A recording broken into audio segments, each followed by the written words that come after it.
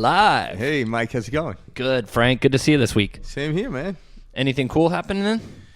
That's cool. Wait, it was Father's Day last Sunday? Yes, it was. That was a good time. Yeah, what'd you guys do? So I actually worked a little bit. Oh, you did? Right on. Yeah. Father's Day or not, people are still buying real estate. That's it. They're still buying houses, even Yep, pops. Yeah, exactly. So I worked a little bit in the morning, and then after that I went over and I got to spend the day with my dad. Oh, nice. Yeah, I went over, got in the pool, had some time to swim with the family. So that was cool. It's always good to have time to swim with the family. Well, yeah, it was like one of those things. My dad loves to be in the pool. It gives us some time to kick back. We put some food on the grill. There you go. Yeah, so it was cool. It was cool. Yeah, it's good. What about yourself? Me, I was. Everyone left town. Sweet. Yeah, my parents went to New York, so I didn't have to do anything over there. Karen was out of town. She was at Idaho, and then my son had to work. Okay. So it was just me, which was fantastic. I bet. It was glorious. I know they're going to listen to this and be like, oh. But you know what? You guys left, not me. Yeah. I said, that's how it works, right? I remember I was telling a buddy of mine, he's like, what are you doing? I'm like, nothing. He goes, what do you mean? I'm like, yeah, everyone's out of town. Tristan's working. He's like, seriously? I'm like, it's the best Father's Day I've ever had. It really is. Yeah. Because nothing was pulling on me. Because even though, it's the same thing for moms on Mother's Day and Father's, it's like there's something you have to do. Moms can't just show up. They have to, do something, right? They have to get all the stuff organized. Same thing on Father's Day. Dads have to do stuff. I didn't have to do anything. Well, that's the mind at work, right? We categorize everything, and we say, this ought to be this way. We ought to do this. Otherwise, this day was not a success. Yeah, so I made my son go out to dinner with me on Monday night. Otherwise, it didn't count. Yeah. Yep. He's like, oh, Dad, I left the card in the car. I'm like, I don't care about the card. Yeah. Not about the card. It's not about the card. Literally, the energy is that feeling that you get when you're, together doing your thing. Just think of me once in a while, son. Well, it's funny, something Frank and I often talk about, the relationships that we have, with family members and things like that. Again, that's an attachment.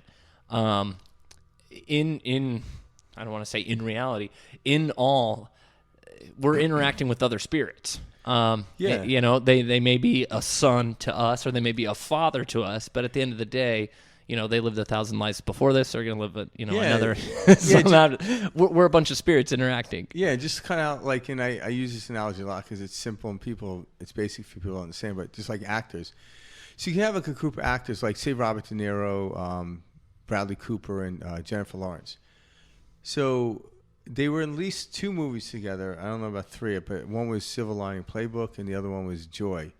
But what's interesting is in those movies, in one of them, Bradley Cooper played the son of Robert De Niro, and the other one, Jennifer Lawrence, played the daughter of Robert De Niro. So even though it was the same actors, they were playing different roles in it. So just kind of the spirit of my son, the spirit of my dad, the spirit of Mike.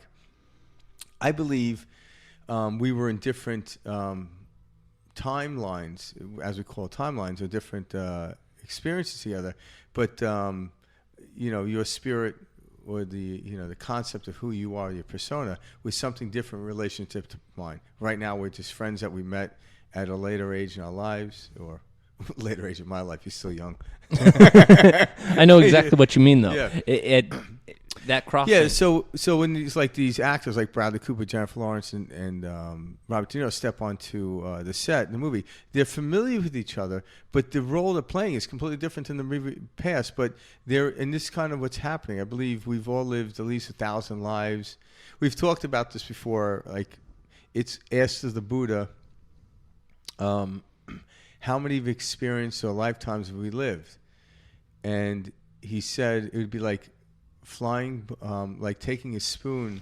Oh, I love this. And trying to empty the ocean. Oh, I thought you were going to do the one where he said, it's a mountain, yeah, 6 miles wide, 6 miles long, and a bird. Buddha had a lot of stories. The bird carrying a silk scarf. How long? Once a year, brushing up against a scarf. How long would it take to wear down that 6 by 6 mountain? Yeah. That's how many lifetimes we've lived. Yep. So essentially, that's a task that can never be achieved. So the truth is, it's infinite. Some people say 1,000 lives, but that's a concept that's hard to listen to. So if we've lived 1,000 lives, we have another 1,000 to go. So that's the brilliance of this understanding. We can when you could place the concept of it, try to contemplate it, you're not doing anything wrong in this life. You just have an experience. Now, naturally, we're energy, so we're always going to move naturally in the path of least resistance. And when we know when we're out of path of least resistance because our thoughts onto something and the way we believe it are detached, so they're moving in the opposite direction. That lets us know. So I might choose a direction, just move towards it. And that is the path of least resistance, and you're not doing anything wrong. Now, there might be some religions or some affiliations to certain things that says you ought not to do this. This is bad for you.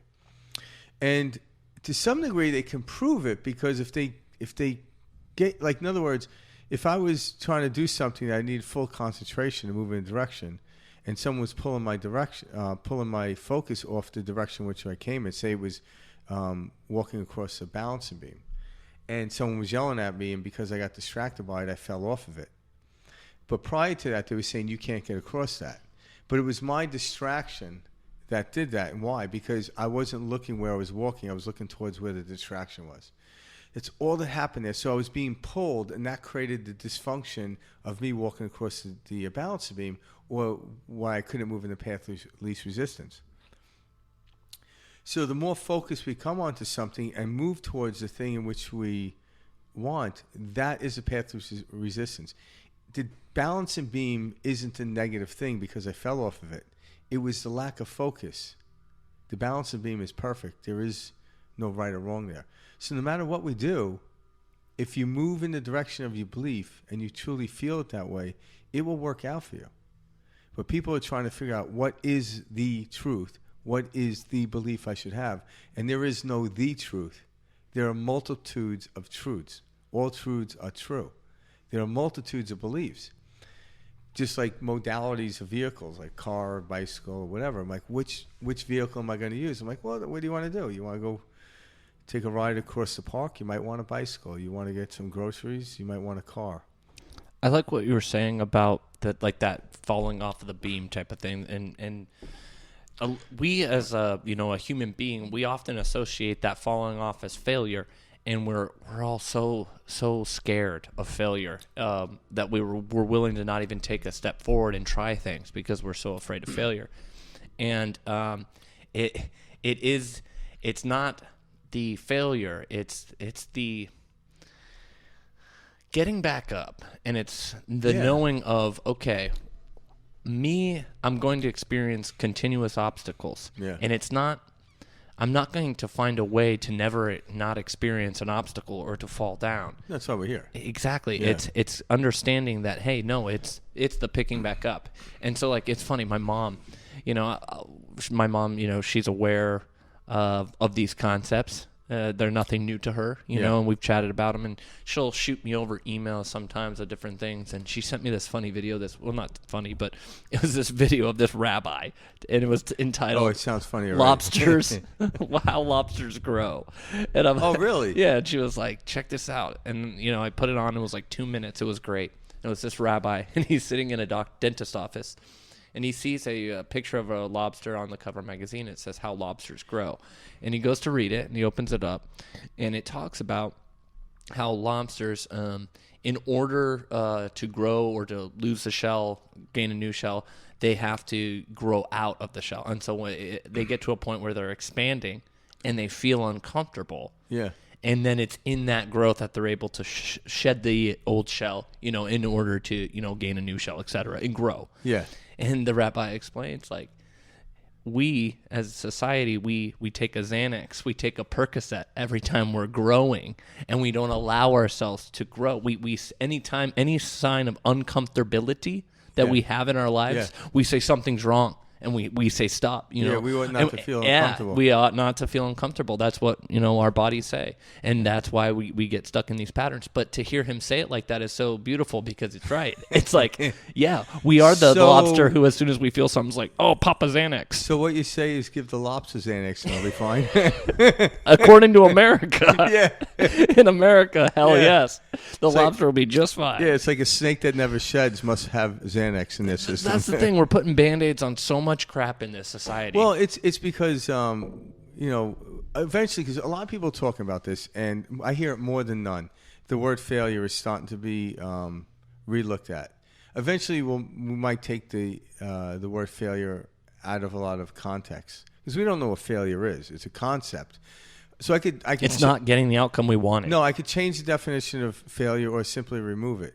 But failure then is an understanding of where I need to. Like, in other words, does a child learning to walk when they fall down fail? Or did they learn something? So we understand this. A lot of people are talking about failure. So failure is tend to have a negative connotation on our society where it ought not to. Or just simply remove it. Or just change the meaning of it. Either way, I don't care. I don't need to get rid of certain words. Like, I was talking to somebody, and I usually use the word like universal source, whatever. One day I used the word God. Like, why'd you use God? I'm like, I don't know. It just came out of my mouth. Because most people have an understanding of it. Most people have...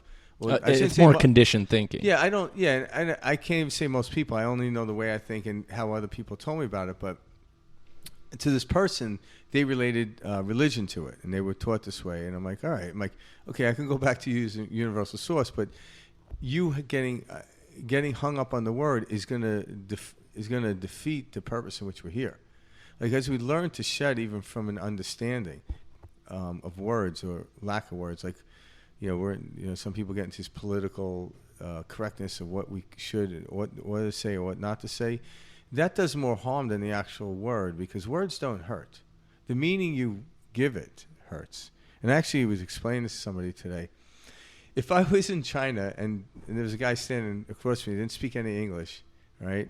And I threw a rock at him, it would hurt. And he threw a rock at me, it would hurt. But if I cursed him out in English and he didn't understand English, it wouldn't hurt him.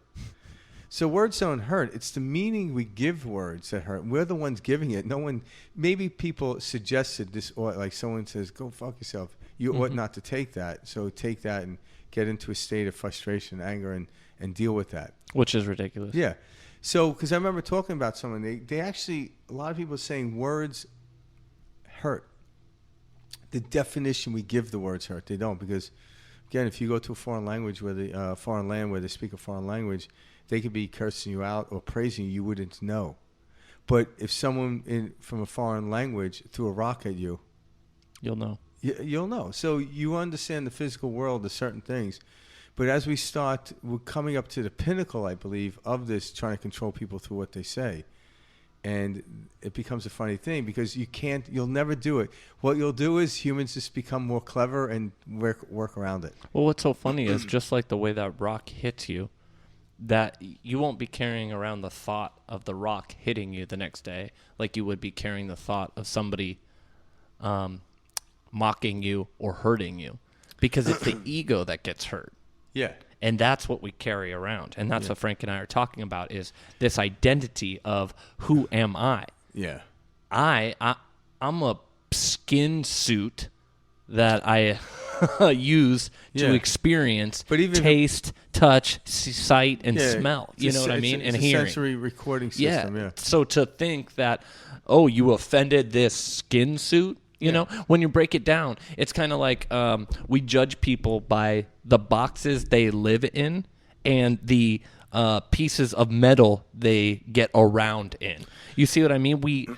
The mind takes and categorizes things. Yeah. And when you see the habit of the mind, which is it's a constant association of different things and categorizing of them and conditioned thoughts of commercials, television, what your parents said, what your friends said, experiences you had.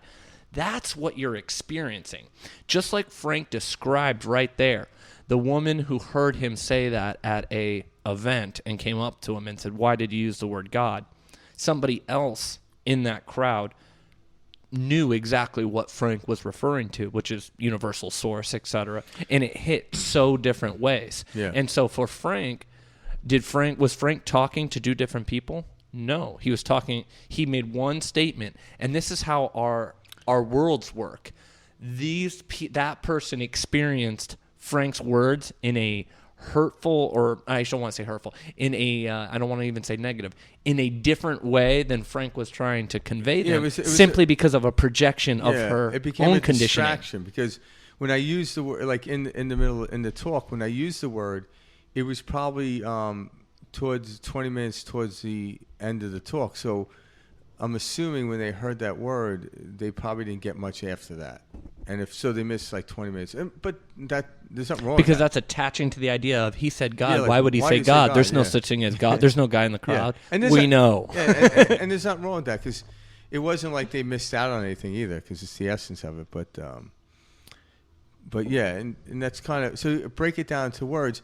But the thing is, I don't want to eliminate that because like me on the balancing beam, I encourage people to yell at me and try to distract me. That's how I hone in. I don't want to, like, meditation. People mostly look at meditation. Like, we ought to meditation. Like, well, meditation means to become familiar with in Sanskrit or Eastern and in actually Western, like Latin and Greek, language. It actually means to contemplate. It doesn't mean to close your eyes with a lit candle in a quiet room. That is a way of meditating. It's not the only way. So what I've noticed, I've been meditating for, I can't even count, 30 years. But it doesn't matter. It doesn't mean, like someone could have started meditating last week and their experience they have is the experience they have. It's not cumulative. It doesn't work that way. But what I've noticed, though, is if I wake up in the morning and I'm already in the state, I just go. I don't need to sit on the couch or wherever I do my meditations. I don't need to do it. If things get ahead of me, I'll do that. But I like to be meditating, becoming familiar with, in a focused state where there's a lot of distractions around because that's really how well I do, It's almost like my boxing training. I can hit pads or hit the bag. You do it really well. The combination's great. But it's not till someone's actually throwing punches at me I get really good. Mm-hmm.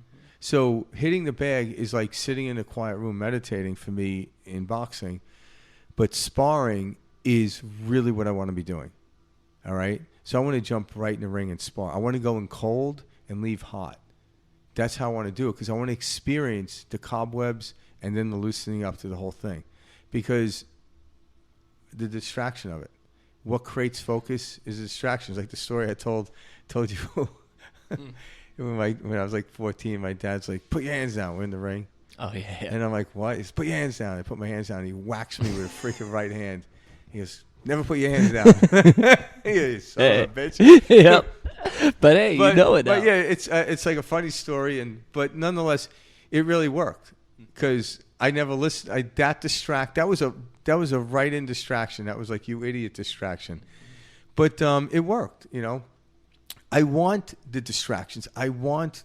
Because when I know there's distractions, and the only way to focus is to be fully present in the moment in which you're in. But if I'm on the balancing beam and someone's yelling, my thought is they ought not to be yelling. So I look at them for someone to say something, and I fall off.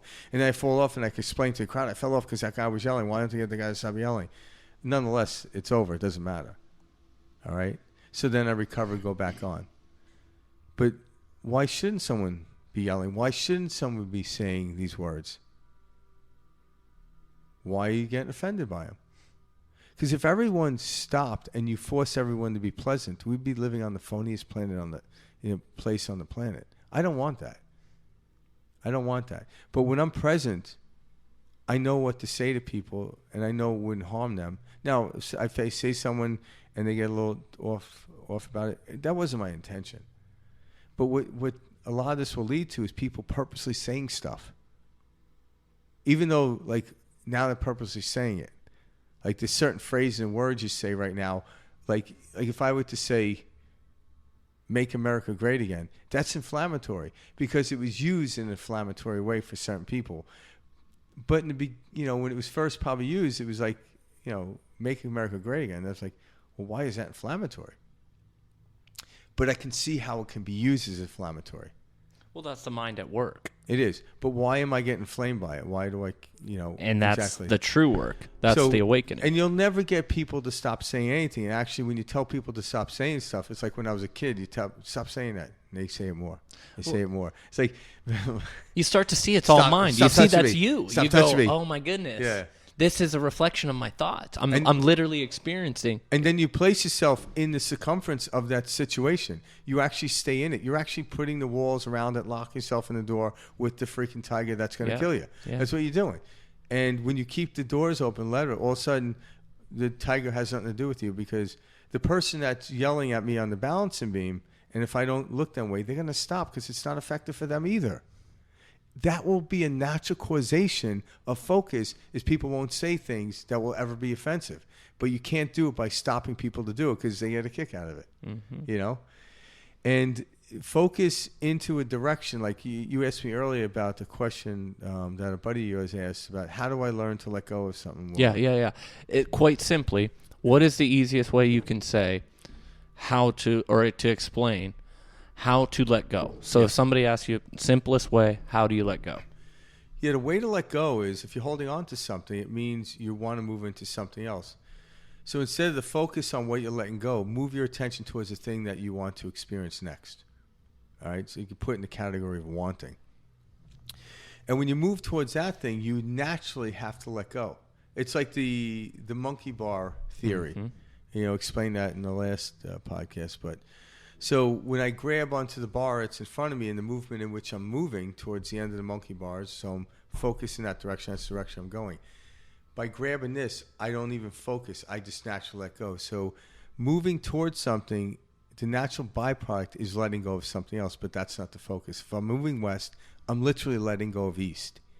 I like that. So it's essentially... so just focus. It comes down to focus. Grabbing what do you want to see?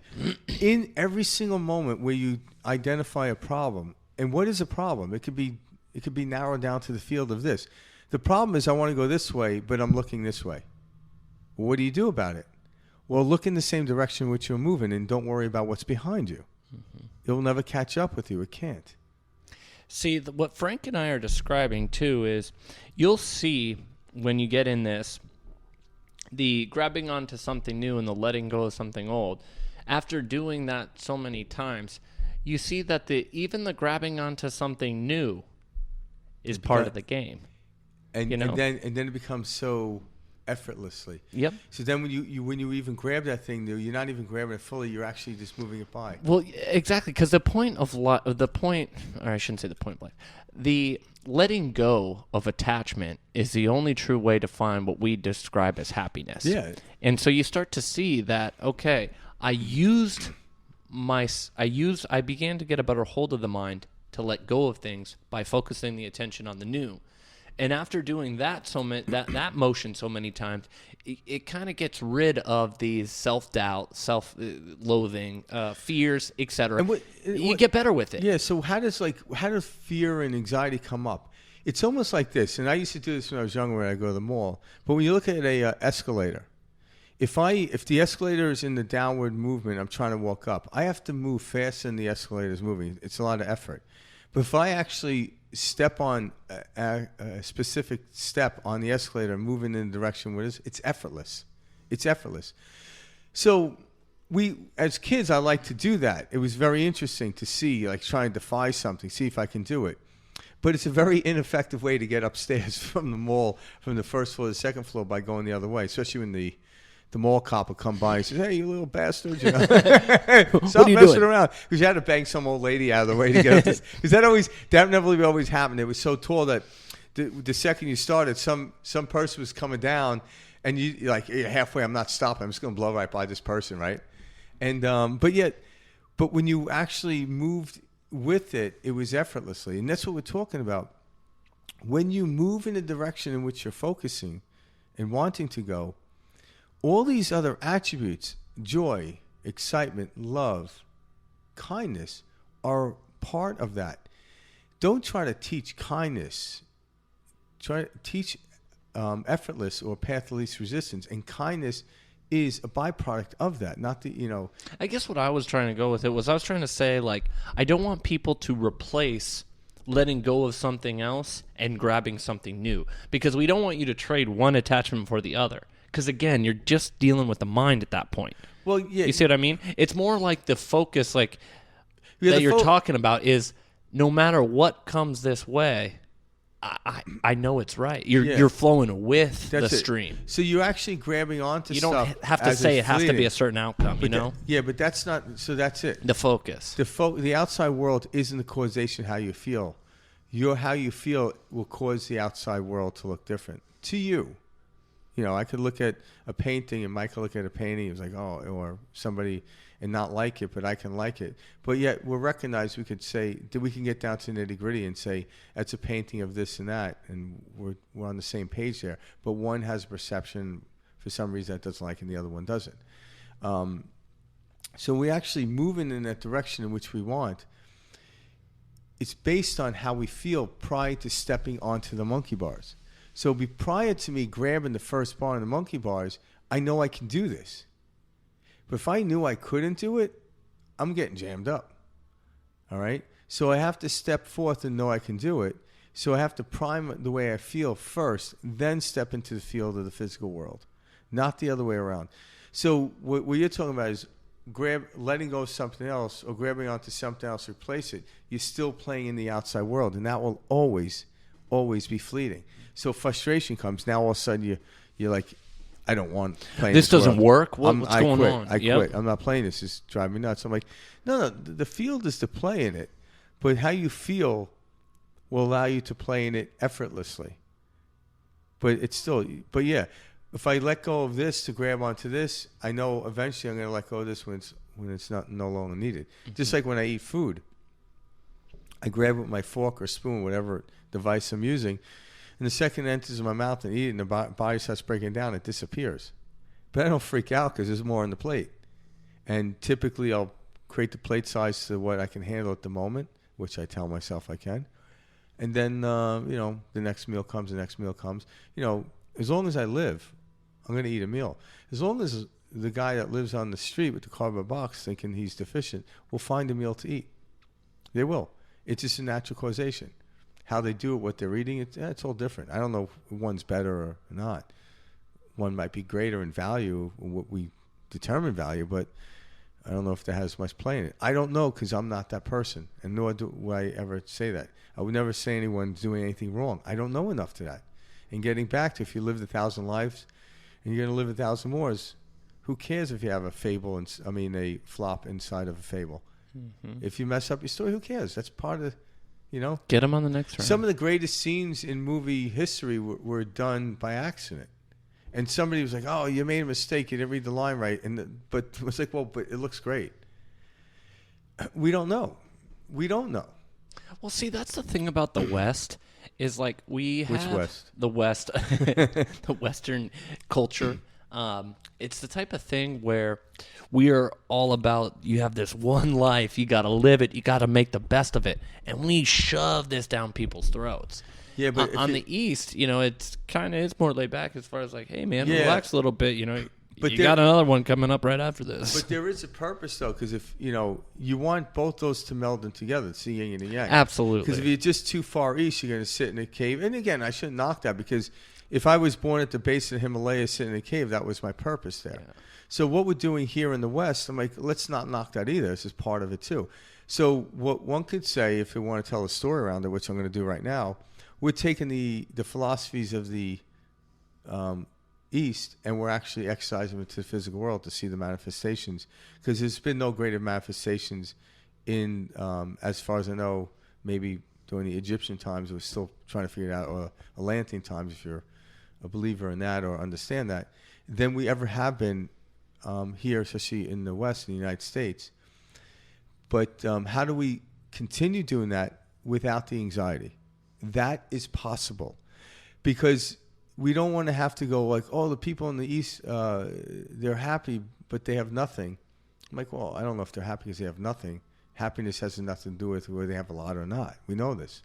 I could have $1 million in the bank and be extremely happy, and somebody can have $1 billion and be extremely upset. Because their dad has $5 billion. Well, it's because they're grabbing on the attachment of the outside world. Because $1 billion is a concept outside of us. It is, but it's a concept outside of it. It's not what's in us, right? So, imagine when someone accumulated $1 million, it was exciting, and then when they got to $2 million, it was okay. But then, by the time they got to $1 billion, it was like, all right, oh my God. The greatest advance was when I, got my first paycheck when I was a kid, because it was my money. It wasn't all I have to ask dad for the money or mom. Mm-hmm. So you realize that value of the outside world had nothing to do with it. You're going to chase that. It will bring you to your knees. If it brings you to your knees, there's only one way up. It's up. But what we're here to, I tell people, grab onto that thing. Grab onto it. Grab onto the bull. It will teach you not to do that. Mm-hmm. The strongest person in the world will eventually get kicked off the bull, and that's okay, But now I'm like, I see the bull. I'm like, just let the bull run. I'm like, grab the bull by its horns. Go for it. Do it. Until you break a rib. But even breaking a rib, your body will heal. You'll learn something. Maybe, I think I could grab the bull this way. Okay. Even the greatest bull riders can only go 10 seconds or so on a bull. Go for it. But if you if you think you're going to make it through a day riding a bull, like you're losing your mind. But, dude, grab the ball. See where it gets you. Because you wouldn't understand comfort or relaxation or path to least resistance unless you walked up the escalator the wrong way. You wouldn't understand the function of it. So it's the yin and the yang. We can't exclude the one over the other, but we have to know the balance point in order not to diminish our likelihood for this world. Let's talk about kind of like why we do that, like this idea of valuation. Okay, so what this all kind of is kind of like a computer, okay? Like a computer, like an operating system, right? This is how the mind runs and works. And just like a computer, like an Excel spreadsheet, we classify value based on what we put into it. So since birth, growing up, we've been fed like the value of money, the value of culture, the value of you name it. Anything. Yeah, we're taught good, bad, great, horrible. We're taught to classify things. And so as we begin to experience experiences such as real life or experiences in this real life interaction on a movie screen, on a television screen, whatever, all this information is coming in and our brain is categorizing it. Good, bad, not good, etc. And it's going around. The same thing with value. And so when Frank and I talk, and the reason we don't like to use words like better than or worse is, and Frank will often say greater than, less than, etc., is because that is the mind at work. So our mind will say, okay, like I was talking with Frank about this earlier, we'll think like this person has a better karmic experience because they have wealth on this third dimensional plane. Yeah. That is completely false. The peasant and the king, the king does not have a higher or a better karmic situation than the peasant. He doesn't. It's different. It's different, absolutely. But it's not better or worse, rather than a king and peasant. The Kardashian family, and this is who I used with Frank earlier, that they are not living a better karmic experience. And I think they're a good example of wealth, fame, et cetera, and you get kind of an inside look at, the struggles that they're seeing. Yeah, and we don't even know if they're real struggles. We don't know if they're just pretending. And again, these are just our own projections, guys. The Kardashians, this is, guys, it's all mind, everything. Yeah. And so this categorization of mind is what we're really experiencing. So when you see that my mind is saying something's good or bad, this is why Shakespeare said, nothing is good or bad. It's the meaning the mind assigns to it, right? Yeah. And so we're taking a situation and saying this is that and this is this. Says who? Says the operating system. So when you can see that the operating system is the one saying this is a good experience, this is a bad experience, you can throw a wrench in the operating system and say, hold on, who says, this doesn't have to be labeled as a good experience or a bad experience or better than or worse than. It's just an experience. It just is. And I think everyone innately knows this as it goes because we all do it.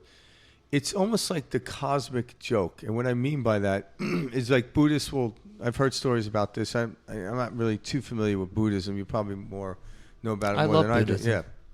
Yeah. But they'll often say, go forth and have no desire. Now, there's two ways of looking at this. And but the way I'm going to look at it it's like the story was told by the Buddhist teacher and told the pupil to go off and have no desire. So he sends him away, and shortly thereafter, the pupil comes back somewhat frustrated, and said, "My master, I got to a point where I had no desire, and then I soon realized that unto itself was a desire." And the master laughed and says, "Now go live your life." Because trying to get rid of something that you don't know you ought to get rid of is the most ridiculous thing in the world. It really is. We're trying to get rid of an idea that somebody said we ought not to have. Now, empirical truth will show up. So if you're trying to grab onto, if you try to follow this program, and that's what it is, go to school, get good grades, you'll have a good life. That's the cosmic joke. That's like the master saying, go forth and have no desire. And you'll soon realize, why would you tell me that? It's like, it makes you stronger. Having someone yell at me when I'm on the balancing beam and not get distracted makes my focus more intricate, and that's what I want. I want that. So why did we come here? We came here knowing that people are going to be throwing mud balls at us as we're walking along. But now when I get intricate, I can move. And if I get mud, so big deal. Who cares? Just wipe it off. Don't let it bother me. It's part of the game. So it is that. So we don't know. Like, I think there are people, I've heard people talk about this, like, we ought not to do this. I'm like, do we really know?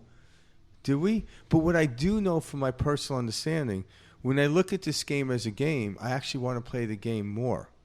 But I don't get caught up in it. What did Jesus say? Be of the world, but not in the, or be in the world, but not of the world, right? Correct, yeah. Yeah, and I love that because it's so true. It is. And when you start to look at it from that perspective, it's not about going off into a cave and meditating all the time. There's nothing wrong with that. But we came here to mingle with the physical world. Mm-hmm. So you can try to pretend you're not. Go for it. That's a funny game. I was going to say that in its sense is ridiculous on its face. So essentially what I'm saying is go within to create the structure of feeling. And then when the Ferrari or the big house comes your way, play with it. But do not hold on to the Ferrari or the castle. Continue moving forth.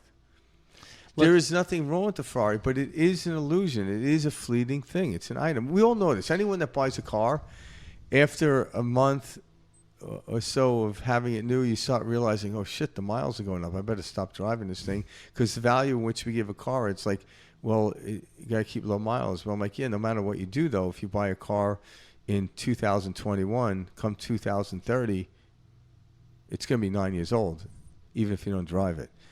And we still value things like that. But as we let go and soften these values up, you wouldn't hold on to it. You would drive the car until it broke down because you're not trying to maintain some weird perceptive value to anything. It's an experience, for the love of God. I don't hold on to my pizza because it's going to get moldy. I eat it. Yes, I might savor it, but not because it will never happen again. It's just because, I always get accused of, like, Karen's nervous that she's going to have to do the Heimlich maneuver on me. It's like, chew your food. I'm like, eating it too fast. I have a huge esophagus, honey. I'm good. I'm good. Yeah, I'm good. She gets nervous watching me eat. Why, you scarf it down? Yeah, I do. Yeah. I must, in a past life, I must have been in prison or something. I'd eat quick. But she literally, like, I'm like, relax. She goes, no, I'm worried I might have to get behind you. I don't want to do that. I'm like, just ask somebody else to do it then. It's so funny how all that works. It is. Yeah. Like, now I got to chew my food because she's worried about me choking. We're just always in these little funny little details. Well, now I just have milkshakes, so I shouldn't have to worry. Keeping it nice and Liquid easy. diet. I won't choke on those. Nice and easy. I have the blender chew it up for me. Right. I'm like a baby bird. One thing that we were talking about earlier that I do want to kind of jump into too, because it's on and in line with this same subject is, so like Frank's talking about with, like the house, the Ferrari, etc. Our mind registers that as better. That registers as success. That means, oh, I must have lived good in the past. No, it doesn't. Okay, so these experiences are a level, a frequency, a vibration. Okay, but they can be used as a measurement tool to know if you move in the right direction. absolutely. But that is going to be with the feeling, and yes, you're experiencing that, but like you can also have the Ferrari and then crash with your whole entire family in the car. You're the last survivor, and it's teaching like you must have a small family if you get in a small family in a Ferrari. Okay, you have one kid. It's me. I have a gerbil. But you see what I'm saying? Like this is the reason why like people will say, okay, how is this guy with all this money on these hedge funds? Obviously he's doing something right. He must have great karma, with the billions of dollars. And it's like, no, you can still attain any of this with the focus. You can attain it. You're going to play your karma out. That's why like there's billions of infinite ways this world can play out, because whatever we can focus on will expand. So you can focus and you can achieve millions and billions, etc. But your karmic role will still play out. Yeah. Just based on whatever you're focusing on, you'll begin to experience it in a multitude of different ways. And part of it is, so another way, the way I look at it. But you see what I'm saying? Yeah, no, because so bring it into that to add to that, because it is like it's exactly what you're saying. But when I add to it, think about like an actor playing a role. So you might get an actor one day playing a role as the king in the movie, and then another actor will play the peasant. But when you look at it, the peasant might win the Academy Award for the movie, kind of like William Wallace, who's played by, what's his name? Lethal Weapon dude. Oh, I know who you're talking about. Come on. What's the name of that movie? Braveheart. Yeah. What's his name? I don't know his name. Yeah. I know Mel Gibson, but I mean... That's Mel Gibson. Is it? Yeah, it is Mel Gibson. Okay, there we go. So Mel Gibson chose to play William Wallace, which was just a peasant farmer at the time. And, the king was played by somebody you've probably never seen since. So, again, going to the role, why would someone choose to play a peasant? I'm like, well, from an actor's standpoint, that character was much more expansive than someone who was just playing a king that we're just going to hate throughout the whole thing, the whole watching of the movie. So we don't know why people choose roles. And then going to the other side. So I like how you said that, because it's funny. We'll picture the king as that's the life we want because they have the money. In order to win the Academy Award, I must play the king in every movie. But wait a second. Like, no. That role of Braveheart was so much better. Yeah, so it has nothing to do with... was it? What's better? It had nothing to do with the character, the persona. It had to do with how focus he got into the character. So then the other game is, so if you are in this field and say you signed up for this place to say, and I don't know, like I think expansion is the natural causation of life. We have nothing to do with it. So if you feel impoverished, you're going to expand in that way. And maybe that's part of your early on set. There's nothing wrong with that. It's a theme. A conditioned thinking. Yeah. Very normal. But there's nothing wrong to make you play it out. You want to see how you can get around this planet with very the universe little money. will throw it all at you. Yeah. And you'll continue to experience people that. can do that. Or and so then you would have somebody that was very wealthy be your distractor. So while you're on the balancing beam of life, the billionaire would be distracting you, saying you ought to have more money, and if you turn your head and fall off the balancing beam, you're like, oh, he's right. I'm like, no, he's not. You got distracted. The same goes to the person that's just moderate money and goes to the billionaire. It's like, yeah, but when do you get to see your kids? And then the billionaire will turn their head and fall off the balance beam. There's always going to be distraction no matter where you are on the balance beam. It doesn't matter. And the truth is, everyone wants to set this theme but you know who's setting the theme? It's the person who fits into that theme in the moment in which they're in. It's like the lawmakers are making the laws based on what they want to live their life on. It never works out even for them because it's fleeting. Well, that's so funny. So that's why senators are staying there till they die. Yeah, because they can't let go of the reins of this law. And I'm like, it's absurd. But go for it. Try it. Live there 30 years. See how that gets you. The laws are naturally going to change regardless if you're holding on to them or not. They're going to change because the only constant in this world that we live in is change. We don't have anything to do with change. We witness change, and through witnessing it, we can go along with it. We can fight it. I could run up the escalator the opposite way, or I could simply go up the way it's supposed to go effortlessly. That's really funny. We can all we're essentially just chasing change. all day long. Yeah. And we can look at it in any way which way we want. And if you go along with it, you're not chasing, you're moving with it. Yep. You're on the conveyor belt of life. And that's that path of least resistance. Yeah, it's a path of least resistance. But in order to understand it, sometimes it's fun to run the opposite way on the conveyor belt. No, absolutely. So like with what you were just saying, so when we have this role and these ideas, so the mind will think like, okay, I'm going to be in a much better position, with wealth. Okay, the people with wealth right now, they've got to be just fine. They've got nothing to worry about. Bills are paid, all that good stuff. In reality, guys, it's just a different level and a different type of vibration, etc. Because they're now concerned, okay, can I keep this lifestyle up? Okay, how can I maintain this? Am I going to be able to pass this to my family? What if I lose this? How could I look? I would look so horrible. So this constant monkey in the mind, it doesn't go anywhere. Yeah, but those are external wealth you're talking about. Oh, no, I'm just talking about how people think. People sit at home and they say, oh, man, I wish I could live like the wealthy. The wealthy are living exactly like you are, just wealthy. And then people are like, okay, well, at least they're more comfortable. And I'm like, says who? Yeah, to some degree, because the thing is, if you get into a state of abundance, it's a state. It doesn't look like anything. And you'll learn, because what it is the concept of wealthy people is they can choose to do what they want in the moment in which they're in. Where some people are like, well, I'd like to go to Hawaii, but I can't. My boss would fire me. So that actual thinking is a thinking of lack. So when you think of lack, you're creating the situation around it. But it doesn't mean I have to be a hedge fund or own my own company. I could still work for somebody and then choose to go to Hawaii and not worry about getting fired as well. We're seeing this happen all the time now. So people say, in order to get to the place in which I can make my own choices, I need X amount of dollars. I'm like, you don't need X amount of anything. It's an internal job. Now, if you do the work internally, the outward world will change. It has to change.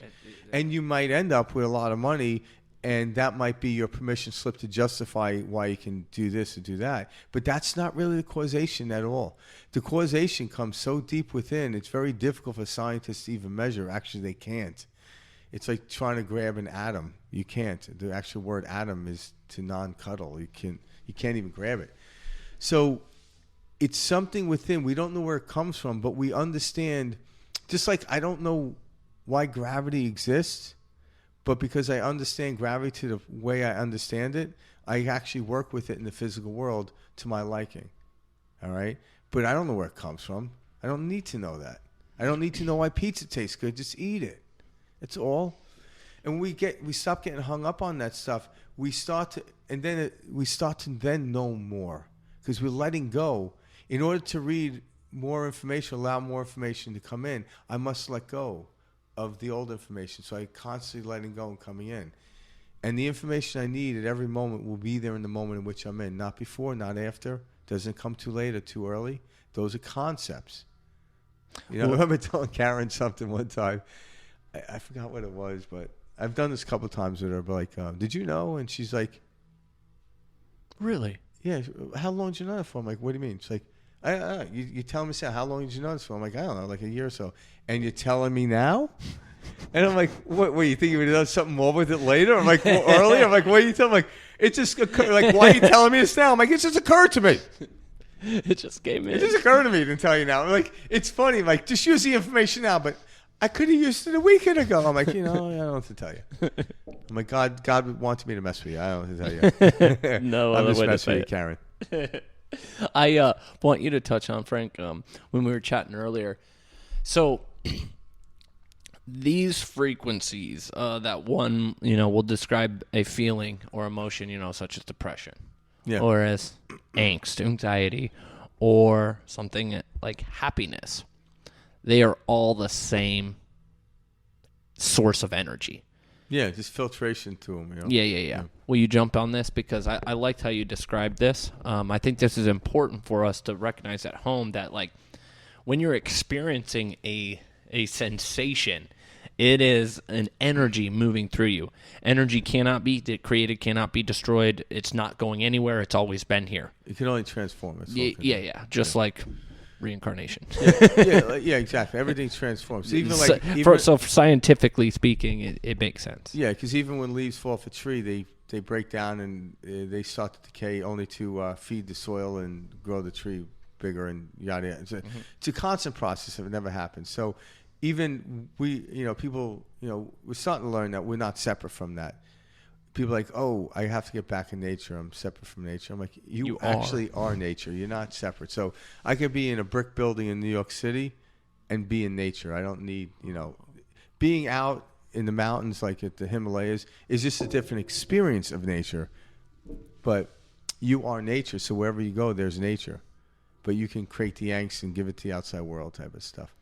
But, well, it's weird how we as humans, I want you to kind of, that classification, it's all the same frequency. But like, it's weird how we do that as humans where we think that we're different from the nature, from the grass, from the tree. Yeah, we're doing that less because of the concept. But I think that's part of... Like, we're here just like that. You look at even the development of a child. Like, what's crazier than a 2-year-old, right? Right. I remember a comedian said a 2-year-old's like, listen, being with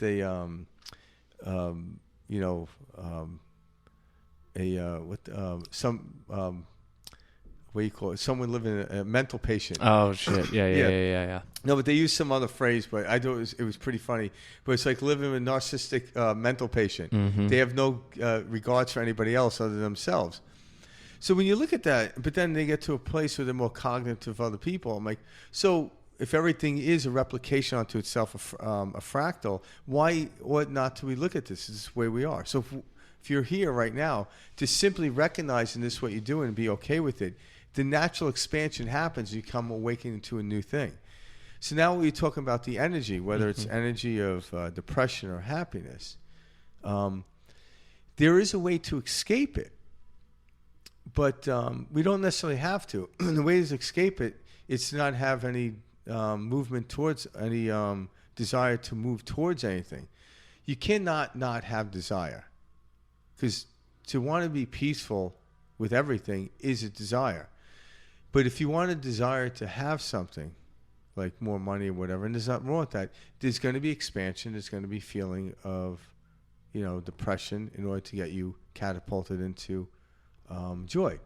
Just like if I wanted to hike up a 14,000 foot mountain, and knowing the physiology of the body, there's going to be a point where I'm going to have to sit down on a stump and regain the oxygen level so my red blood cells can get the oxygen to my body, because the altitude of the oxygen is thinner based on the physical world in which we live in. But if I didn't know that, I would think I was dying. But understanding that, so I take a break. But the price of getting to the top of that mountain is losing oxygen. But guess what? We're adaptable. So what? So you're going to go through the pain.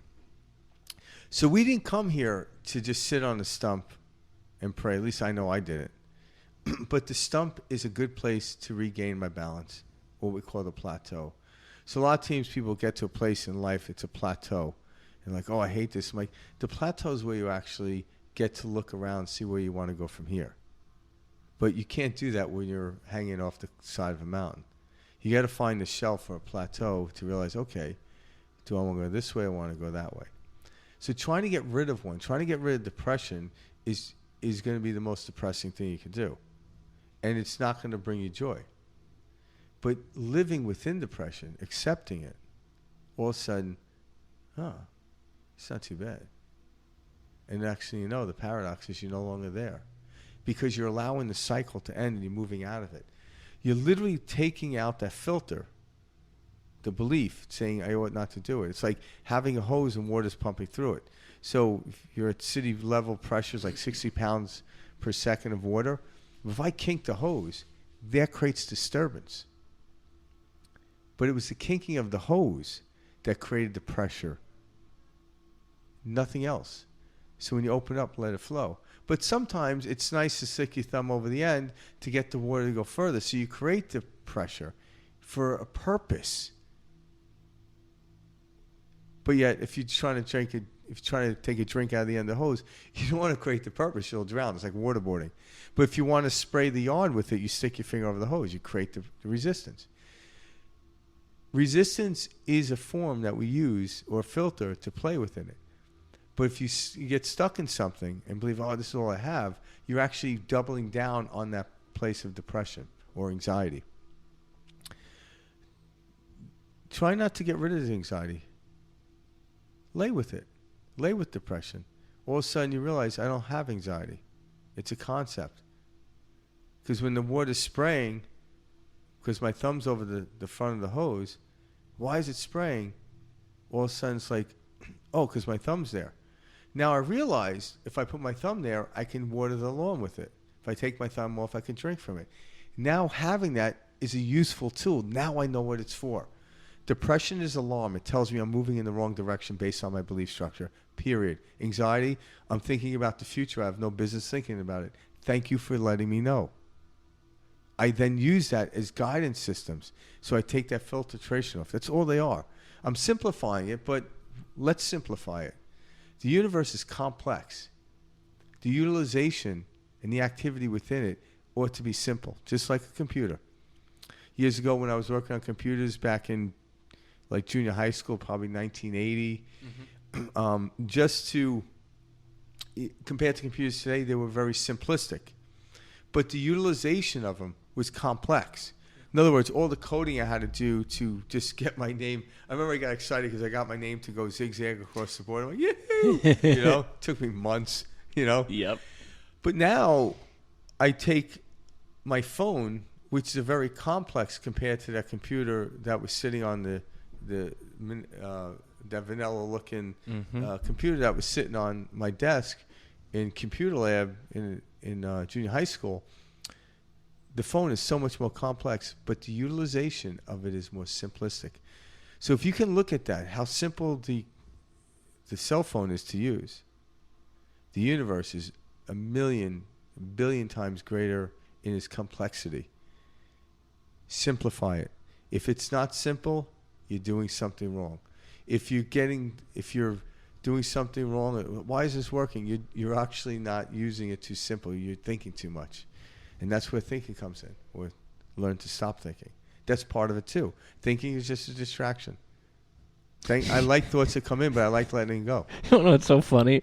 I'm always so I will I'm a big believer in disassociating from the thinking mind. Okay, Frank, you know.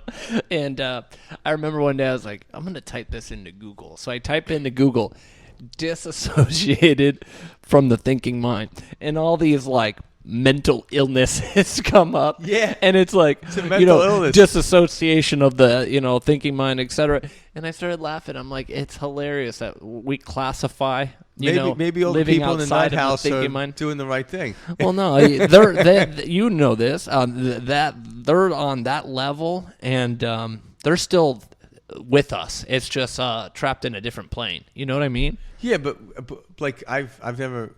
It's just a different experience. Yeah, so we don't know if it's good or bad. That's it. Yeah, we're just assuming, oh, it must be this, it must be that. And it's like, hey, we don't know any of that. I don't know what I'm even talking about right this. It is flowing through me right now, and I'm literally watching from the sidelines. Yeah. You know what I mean? Frank and I'll say this a lot, is like, it's like life's like a picture book, like one where you go, and you can kind of see the character walking. Well, try to picture like yourself thinking along as that character is going. It's already passing, but you're trying to assign meaning and thought to that character. That's exactly what we're doing right now. So as I'm speaking, these words leaving my mouth, it is the past. So for me to assign any sort of thought to anything that's coming through right now is ridiculous on its face. And that's what we do. Like the details don't matter. These words don't matter. But I'm telling you what, this feeling that Frank and I have, that creates matter. That creates matter. And actually break it down. So situations, circumstances do not matter. How we feel matters. And quantum physics comes to show us this. How I literally feel creates physical matter. My focus, because when I feel something, I'm going to give focus onto something, and I give focus to the outside world, which is a canvas, and then I start to create physical matter. But the circumstance itself, a situation like this cup, will not give birth to another cup. But I could look at the cup and say, oh, I like that cup, but I can add something to it. But I give birth to a whole new cup.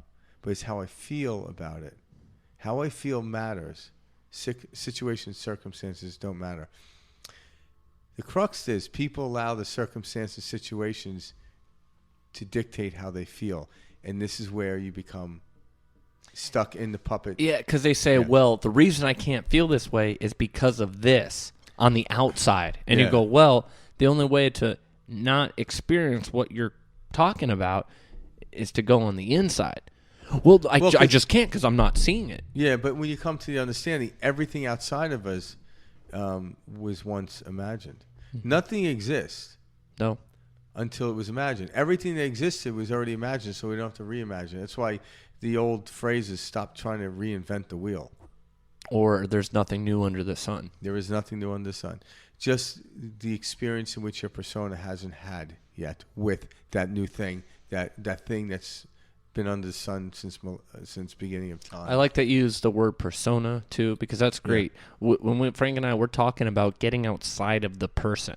Well, what does person mean? Person comes from the word persona. What is persona? It's the mask, you know? And that's, we're putting these faces on. Oh, I'm a real estate agent. But no, I'm not a real estate agent. I like how you do that. I'm not a real estate agent, you know? No, I'm not a son. No, I'm not a brother. Yeah, I'm all of those. Yeah, but you see what I'm saying? Yeah, I'm a spirit, and I'm witnessing me carrying around this meat skin suit and calling it Mike, you know, and then, playing along. Yeah, and part of the game is actually telling someone a real estate agent. Like me and Mike, we joke about this, we talk about this, but I wouldn't walk up to someone who's like, so what do you do? Oh, I just hang out in the spirit world all day. Yeah, no. You know, you're not going to really make it to the next cocktail party by doing that. Well, then you're living in a new eco-identity. You're training one from the other. It would almost be like an actor in a movie, but then they go back into the actual person they are acting. All of a sudden, which would make it not. It'd be weird. Yeah, it'd be like, "Hey, dude, you just read your lines." Which is exactly how it is when you see these spiritual, quote unquote, woke people say these phrases where you're like, "Easy, buddy." I know this persona I'm playing, but I want to play it, and I want to become for me, what I like to do is become a chameleon in every situation. Now, this is not the way to live life. This is the way I like to live life. So I like to step into a situation and create my preference in that situation rather than set up the design of the preference. And there are people who do it the other way, and there's absolutely nothing wrong with that. But I just know that right now that's the theme I've been playing, where I could step into something and not disturb the environment to which I'm stepping in. I become part of it, you know. But become part of it, at some level you are then offering up your own thing. But then there are people come in, they're like, okay, I want to move this, I want to move that. And that's okay because I need that in my life. One isn't better than the other. They're both complementary to each other. So I like going into a situation, and when I do, now I'm step into it. I'm like, oh, let's see what happens. You know? Now, this happens to me. It still happens to me. Even been doing this work and understand it. That I'll step into a situation, and a similar situation like it would come about that hasn't happened in like 30 years. Well, what happens is my body responds to the way it did, almost, not quite, but almost the way it did 30 years ago. Frustration will come in, or some other feeling that's unwanted will come in. But that's the moment in which I get to tackle it, revisit it. So I don't get upset at myself and getting upset anymore. Like, because there was a point where I thought, okay, I've been contemplating this, studying this, meditating. Why am I still getting aggravated? Well, the question was like, well, why do you care? Why do you care? But the thing is what I know is, like, I even tell this, like, to Karen, like, if we get into an argument and I say something stupid, and she's like, well, you know, why'd you say that? I'm like, well, you know, this is the first time I said it. How was I to know it wasn't stupid? And Karen would look at me, well, fair. They're like, she doesn't say fair. She goes, there lies the problem. You want to know? I'm like, fair. No. But if I say something stupid and then do it again a week later, I'm now doing it in a malicious way. I'm choreographing it into it because, and now it becomes malicious. I'm like, no, I don't want to do that. But I'll always say I told her from this moment on, I'm always going to say something stupid, but recorrecting it, it's always going to be something new. And it's stupid because we have an anticipation what ought to come out of that person's mouth at this moment in time. It's a projection. It's a projection. So something happened, and she wanted me to say something a certain way, and I didn't quite match it. But that's the game we're playing. So she didn't do anything wrong either. It's because each individual in a setting like this, what we're trying to do with our words is get to a point where we have no words and we're telepathically communicating. So one day, because I say don't hang on to the words, but hang on to the affliction that the words offer. You know? Because I could tell you, I love you, or I love you. Right? Now, if someone didn't know the English language and just heard that, the first one, they're like, oh, that person was angry. The second one, they was kind. Not even knowing what word I used. So the word really doesn't have it. It's the affliction. And what's the affliction? Affliction is a compact of energy coming out of you and the way you're expressing it.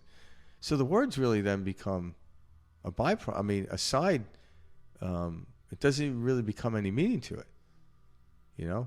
Well, that's the thing. That's how you can sense and know energy is involved with all of our everything. It's like if you were to be looking at someone and you can feel someone looking at you, or like this. It's little things. When I was young, I always misread it. Yeah, like if a girl looked at me, I'm like, is my hair out of place? Like, what's going on? Like, I always think like she's looking at me. Oh, what's in my teeth? No, is it on my nose? You know, I never thought like I think it was safe for me to always go into the worst case scenario. Well, that's how a lot of people do it. Yeah, you know? it worked. I shouldn't say it worked for me. It was an experience I had, but it led me to a lot of funny ass stories. It really did. I love that. I was always like deadly scared of girls. Oh, really? Yeah, I still am, but I don't have to worry about that now. I got Karen. There you go. And but I remember I was in high school. I was a senior.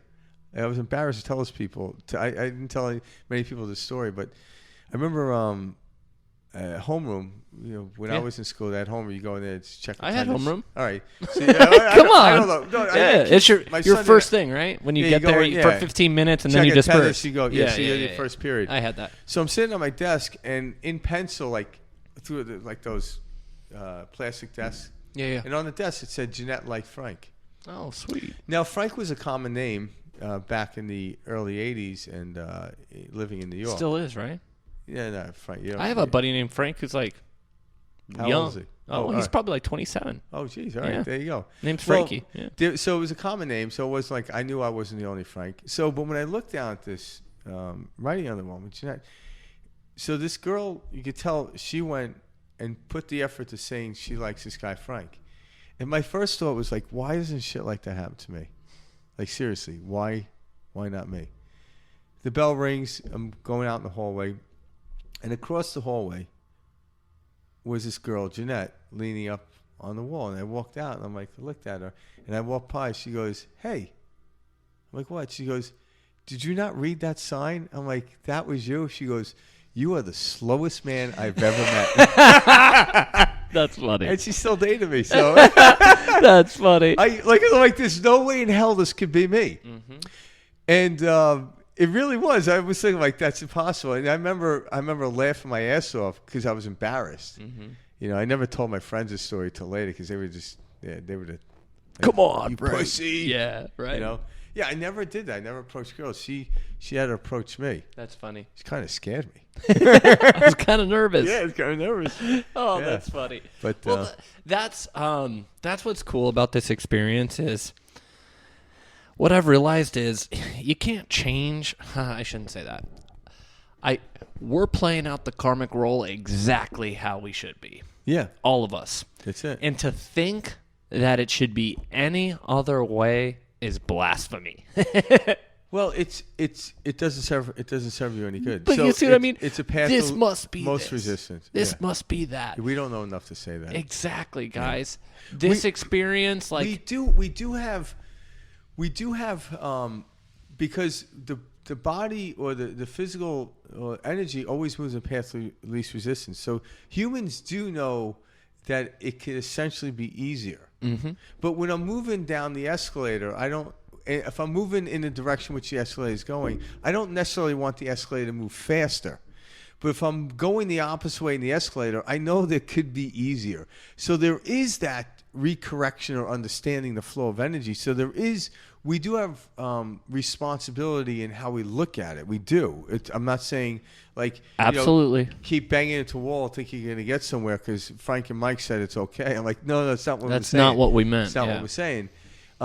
But you will wake up to bang your head on the wall and realize there's a doorknob and just open the damn door and walk through it. Yeah, there is a simpler way. It's like more of a, hey, everything's exactly how it's supposed to be. Start enjoying it. Yeah, and when you enjoy it, when you get into a state of joy and feel good, you'll naturally move in the path of least resistance because your higher self, if that's what you want to call it, will guide you in that direction in the moment in which you're in. In every moment, just like my GPS, when it says make a right, I make a right.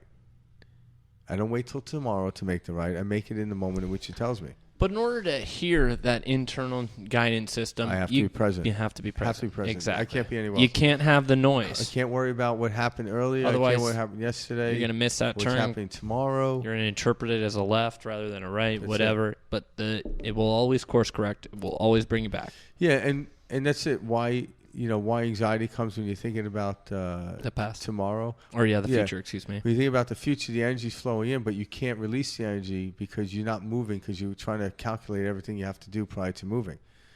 So it'd be like it'd be almost like looking at a map and trying to memorize every turn you're making before you leave. I'm like, don't do that. Just get the first bit of information. And then when you utilize that, you'll be offered up the next, and then the next, and then the next, and the next. But trying to memorize it, now there are people that can do that, but for them that they can look at it and be efficient. That's fine. But I can't. So I just need the bit of information I need for this moment now. Just like I only eat the food that's on the fork at the moment in which, not the whole plate. And by that way, it's kind of like the old saying, like, how do you eat an elephant? One bite at a time. If you try to eat the whole thing at once, you're not going to eat it. You're going to get overwhelmed. That's what anxiety is, trying to know everything before you need to know it. I'm like, you don't need to know it. This is, I think, why we didn't like school as much on average. Not everyone did, but I think everyone was offered information at different rates, and people picked it up quicker than others. But for me, I didn't like it because I realized there's things you're trying to teach me I don't really need to know now without intellectually knowing that. But I understood it, and this is why I never worried, even though I wasn't like what we considered a good student. I also knew that I'm going to be okay. Mm-hmm. I didn't worry about my GPA, and I didn't worry about any of that stuff. I didn't. And I was more than okay. Once in a while I'd buy into it and I feel bad, but I didn't buy into it. I just kept my head low. I wasn't going to raise a ruckus. I wasn't going to protest against the school system and this testing and the way they're doing it. I'm like, no, I just knew that I'm going to get. It was like a 12-year sentence, a prison sentence, and I just I got out a little early for good behavior. And Seriously, I was paroled for the last 3 years. Exactly. Yeah. But then I took my ankle bracelet off and I was fine. Then I got to roam around. But I instinctively knew it without intellectually knowing it. But I was okay with that. But when I say intellectually, I wasn't able to explain this to anybody else that I was going to be okay. Because people always like, well, how do you know? Well, how do you know? I remember telling a friend years ago that, out of the blue, it's like, I want to write a book. One day I'm going to write a book. And he looks at me and goes, what the hell are you going to write a book about? And I try to answer him.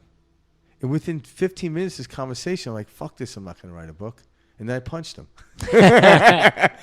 But like, he was a good friend of mine, so punching him was more like, why would you do that? You just crushed my dream. Mm-hmm. But he had to know the facts. But I'm like, the book hasn't been written yet. Can't give you the facts yet. Once I write the book, how'd you write the book? Well, then I can have a conversation with. I don't know how I'm going to write my next book. It's just going to come to me. There might not be I'm in the middle of writing one right now, but that's not even a feat. That's just why I'm here, to tell stories. Mm-hmm. It's not even an accomplishment. I don't look at it. It's an experience, and it's experience. Just like dunking the ball for, Michael Jordan. Was that really an accomplishment? No, it's something you can do. But the focus on the court, that was something different, you know. The more meaning that you give to the experience, the Yeah. more meaning we assign to the experience is just more attachment. Yeah, and I'm not taking away from like Michael Jordan dunking, but anyone at his height can pretty much dunk a basketball. Yeah. I can't. I need a step ladder. But you see what I mean? Yeah. Like that's the thing is you just having that experience and just being that's how everything should be experienced. That's it.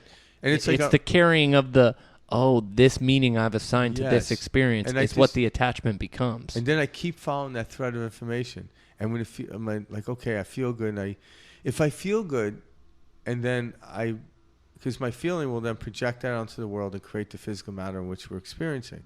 And then I look at it, I'm like, oh, I like that. Keep going. Oh, I like that. Keep going. Ooh, okay, let's go in this direction. Oh.